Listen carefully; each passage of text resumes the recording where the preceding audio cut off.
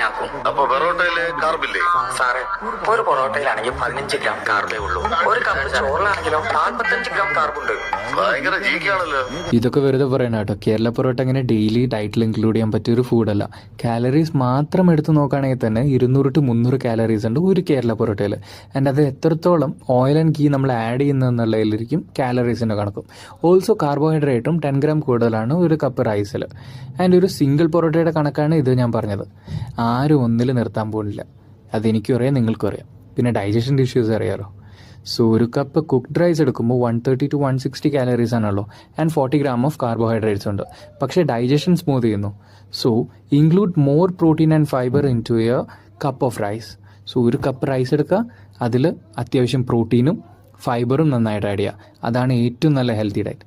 And പൊറോട്ടേനെ avoid ചെയ്യരുത്, കാരണം അത് ഭയങ്കര പെയിൻഫുള്ളാണ്. So thank you for watching.